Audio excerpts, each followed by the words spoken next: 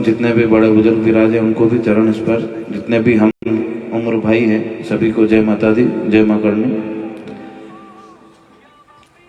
ये जो स्वाभिमान यात्रा चल रही है, आप समझ लो कि हम जो गांव-गांव तहसील जाने की कोशिश कर रहे हैं, उसका मकसद खाली इतना है कि हम उसके लिए जागरूकता ला सके जिसकी लड़ाई हम लड़ रहे हैं। आप और हम जो लड़ाई लड़ रहे हैं उसकी जानकारी भी होना चाहिए कि हमारी लड़ाई क्या है। आर्थिक आधार पर आरक्षण हमारी मांग है, तो हमारी मांग अधिकतर लोग अपन गाँव में जाते हैं, पूछते हैं, बहुत सारे लोग मिलते भी होंगे आपको। तो जब भी करणी सेना का नाम आता है, मतलब सोचते हैं लोग कि खाली ये राजपूतों के हक अधिकारों की बात करते हैं, राजपूतों के लिए ही लड़ रहे हैं। जबकि हमारे समाज ने हमेशा 36 कौम की रक्षा की है, 36 कौम के लिए लड़ाइयाँ लड़ी, अपने खुद के लिए या अपने स्वयं के लिए कभी कोई लड़ाई नहीं लड़ी। पर आज के परिवेश में हम जागरूकता नहीं ला पा रहे लोगों के बीच में कि यदि आर्थिक आधार पर आरक्षण होगा, आर्थिक आधार पर आरक्षण मिलेगा तो हर उस गरीब को मिलेगा जो वास्तविक रूप में गरीब है। जाति वर्ग विशेष के हिसाब से आरक्षण नहीं मिलेगा, फिर गरीब के हिसाब से मिलेगा। तो हमारी लड़ाई अन्याय के खिलाफ है, न्याय की लड़ाई हम लड़ रहे हैं, असत्य के खिलाफ सत्य की लड़ाई लड़ रहे हैं। तो जो हमारी लड़ाई है वो जहां जहां अन्याय होगा उसके खिलाफ होगी, जहां जहां असत्य होगा वहां सत्य के साथ होगी। तो आप और हमको लोगों को भी समझाना पड़ेगा कि जो हमारी मांगे हैं, हमारे मुद्दे हैं, वो सर्व समाज के लिए है, सभी व्यक्तियों के लिए है। खाली इसका नेतृत्व या इसके लिए दिन रात दौड़ क्षत्रिय समाज रहा है, क्योंकि हमारा कर्म है लड़ना और हम हमारे कर्म को निभा रहे हैं। क्षत्रिय समाज में जन्म लिया है तो हमें एक कर्म मिला है कि हमें लोगों के लिए लड़ना है, 36 कौम के लिए लड़ना है।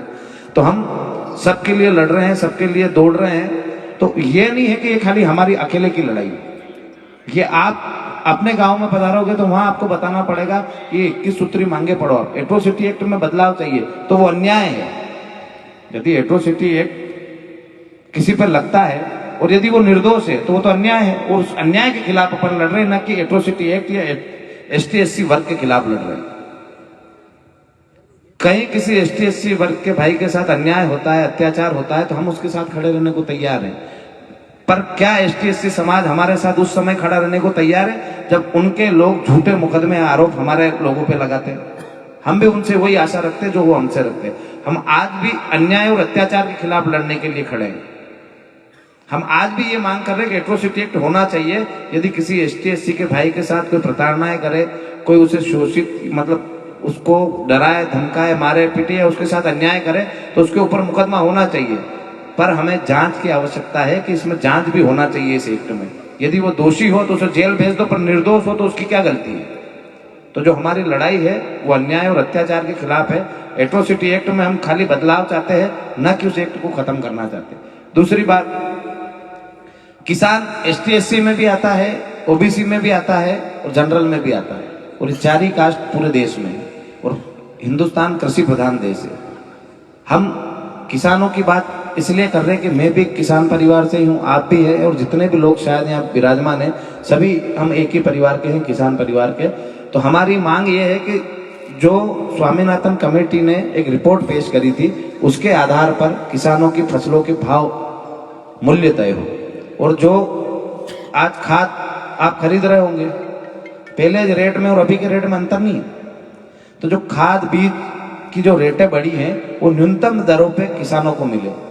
GST किसानों के जितने भी उपकरण है उन पे से हटाया जाए। जैसे कि दवाई है उस पर GST लगता है। आज किसान ट्रैक्टर खरीदता है, कोई भी चीज खरीदता है तो उस पर उसको टैक्स लगता है GST का अलग से, तो उससे हमको फ्री किया जाए।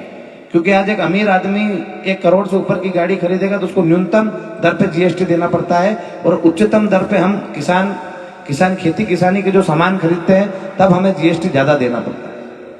तो हम ये चाहते हैं कि किसानों का हित देखते हुए सरकार उनसे GST भी हटाए। उसके अलावा गौ माता को राष्ट्र माता का दर्जा दिया जाए और उसके लिए सुचारू रूप से व्यवस्थाएं की जाए गौशालाओं में। क्योंकि हमारे पूर्वजों ने गौ माता के लिए बहुत लड़ाइयाँ लड़ी, बहुत युद्ध लड़े उनको बचाने के लिए।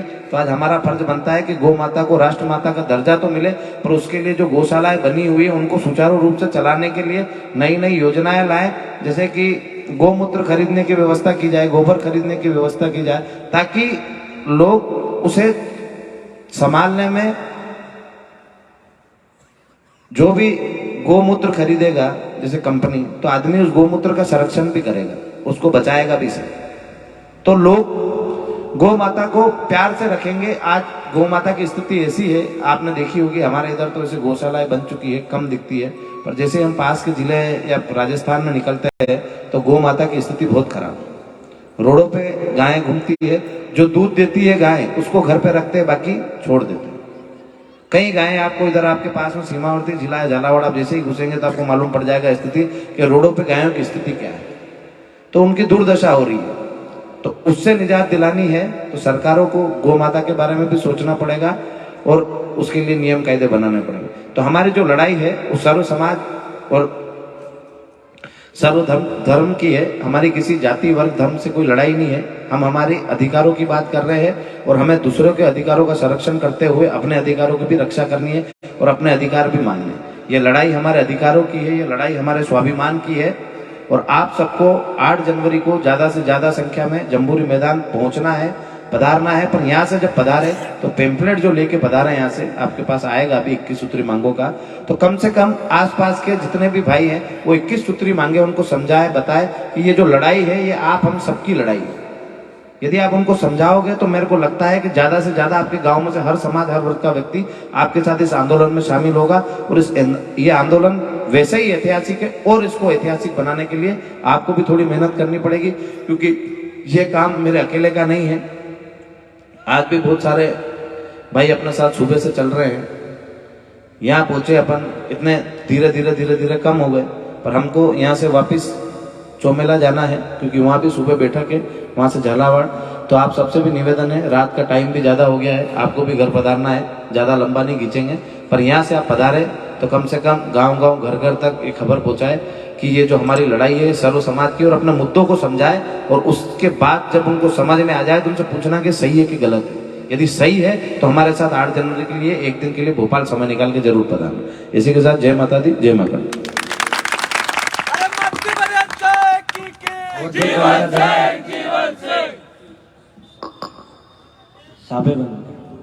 दादा का सम्मान करने